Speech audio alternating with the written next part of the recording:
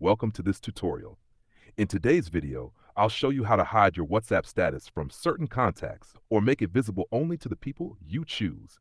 Let's begin. Step 1. Open WhatsApp on your phone. Step 2. Go to Settings. On Android, tap the three dots in the top right corner and then choose Settings. On iPhone, just tap Settings at the bottom. Step 3. Select Privacy. Step 4. Tap on Status. Here you'll see three options. My Contacts. Your status is visible to everyone in your contacts. My Contacts Except. You can hide your status from specific people. Only Share With. You can select only the people you want to see your status. Step 5.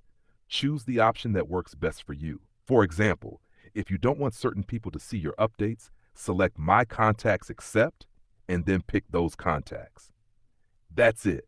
Now your WhatsApp status will only be shown to the people you choose.